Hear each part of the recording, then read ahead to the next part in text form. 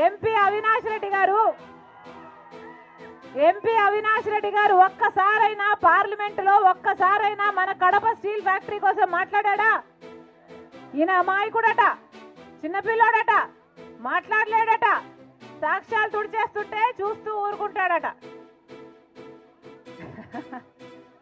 ఈసారి చిన్నపిల్లాడు వదిలేశారు లెక్క అంటుంది. అమ్మా వీళ్ళు చిన్నపిల్లలు కాదు, వీళ్ళు అమాయకులు కాదు.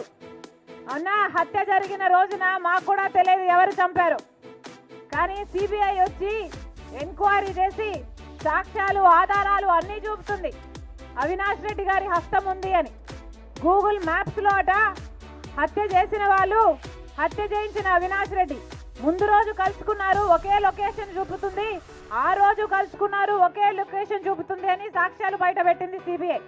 అలాగే ఫోన్ కాల్ రికార్డ్స్, చంపిన వాళ్ళు, చంపిన అవినాష్ రెడ్డి గారు, చంపించిన అవినాష్ రెడ్డి గారు అంతకు ముందు రోజు ఫోన్లు మాట్లాడుకున్నారు, ఆ రోజు కూడా ఫోన్లు మాట్లాడుకున్నారు, రాత్రి కూడా వాళ్ళ యాక్టివిటీ ఉంది అని సిబిఐ ఆధారాలతో సహా చూపిస్తుంది.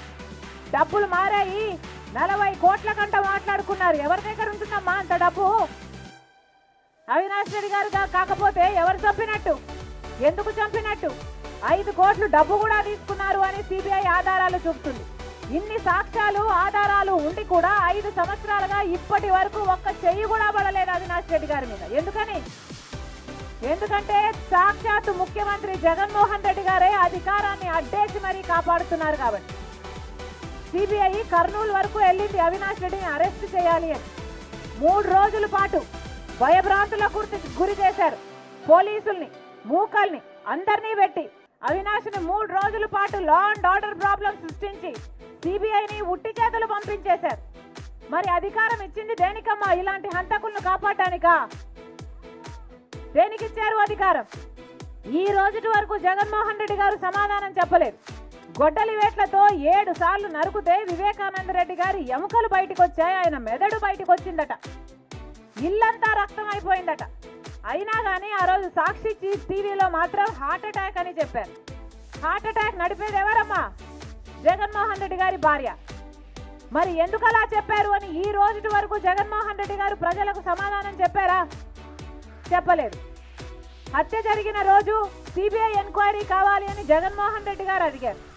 తర్వాత ఆయన ముఖ్యమంత్రి అయ్యాక సిబిఐ ఎంక్వైరీ అవసరం లేదు, సిబిఐ ఎంక్వైరీ వేస్తే అవినాష్ రెడ్డి బీజేపీ పార్టీకి పోతాడు అని సునీతమ్మకు చెప్పాడు జగన్మోహన్ రెడ్డి గారు. ఇది న్యాయమేనా? అమ్మా ఇదే రాజశేఖర రెడ్డి బిడ్డ, ఇదే జగన్మోహన్ రెడ్డి గారి కోసం 3200 కిలోమీటర్లు పాదయాత్ర చేసింది ఆయన జైల్లో ఉంటే, ఆయనను ఆయన పార్టీని నిలబెట్టడం కోసం. కానీ ఈ రోజు ఇదే షర్మిలమ్మ, ఇదే రాజశేఖర రెడ్డి బిడ్డ ఇంత అన్యాయం జరుగుతుంది కాబట్టి ఇతను వ్యతిరేకిస్తుంది. నేను రాజశేఖర రెడ్డి బిడ్డను, పులి కడుపున పులే పుడుతుంది, దేనికి భయపడేది కాదు రాజశేఖర రెడ్డి బిడ్డ. అన్యాయం జరుగుతుంటే సహిస్తూ చూస్తున్నది కూడా కాదు రాజశేఖర రెడ్డి బిడ్డ. ఆ రోజు అవసరం కాబట్టి పాదయాత్ర చేశాము, ఈ రోజు అన్యాయాన్ని అడ్డుకోవడం అవసరం కాబట్టి ఎదురు నిలబడింది రాజశేఖర రెడ్డి బిడ్డ. నేను చేసింది తప్ప? వివేకానంద రెడ్డి గారు ఎవరమ్మా? సొంత తమ్ముడు, రాజశేఖర రెడ్డి గారి సొంత తమ్ముడు. అలాంటి సొంత తమ్ముడిని 7 సార్లు గొడ్డలితో నరికి అంత మంచి మనిషిని, ఎంత మంచి మనిషి అంటే ఎవరైనా వివేకం సార్ మాకు పనుంది అని పోయి అడిగితే వాళ్ళని ఈయన బండిలోనే కూర్చోబెట్టుకొని ఆ కలెక్టర్ ఆఫీస్ వరకు తీసుకెళ్లి ఆ సమస్యను అక్కడికక్కడే పరిష్కరించేవాడు వివేకానంద రెడ్డి గారు. రికార్డులు చూస్తేనట, ఈయన ట్రైన్ టికెట్లు చూస్తేనట నెలలో 25 రోజుల పాటు ట్రైన్లలోనే తిరుగుతాడట. అంటే ఈ పని కోసం అక్కడికి, ఆ పని కోసం ఇంకొక చోటికి. అలాంటి ప్రజానాయకుడు వివేకానంద రెడ్డి గారు. భూతత్వం పెట్టుకుని వెతికినా అలాంటి వాడు దొరకడు ఈ రోజుల్లో. అంత మంచి నాయకుడిని చంపితే, మరి సొంత చిన్నాననే చంపితే జగన్మోహన్ రెడ్డి గారు ఏం చేశారమ్మా? 5 సంవత్సరాలుగా హత్య చేయించింది వీళ్ళు అని తెలిసి కూడా వాళ్ళ కాపాడమే కాకుండా ఇప్పుడు మళ్ళీ అదే అవినాష్ రెడ్డికి టికెట్ ఇచ్చారు. అంటే హత్య చేయించిన వాళ్ళే మళ్ళీ గెలవాలి, అధికారంతో తప్పించుకొని తిరగాలి, ఇలాంటి వాళ్ళే చట్టసభలకు వెళ్ళాలా? ఇది ఎక్కడి అన్యాయం? ఇది న్యాయం కాదని తెలిసే రాజశేఖర రెడ్డి బిడ్డ ఈరోజు ఎదురు నిలబడింది. అమ్మా ఒకవైపు రాజశేఖర రెడ్డి బిడ్డ నిలబడింది, ఇంకోవైపు రాజశేఖర రెడ్డి గారి తమ్ముడు వివేకానంద రెడ్డి గారిని హత్య చేయించిన అవినాష్ రెడ్డి గారు ఇంకోవైపు నిలబడ్డారు. మీకు ఎంపీగా రాజశేఖర రెడ్డి బిడ్డ కావాలో లేకపోతే మీకు ఎంపీగా రాజశేఖర రెడ్డి గారి తమ్ముడు వివేకానంద రెడ్డి గారిని హత్య చేయించిన అవినాష్ రెడ్డి గారు కావాలో మీరు నిర్ణయించుకోవాల్సిన సమయం వచ్చింది.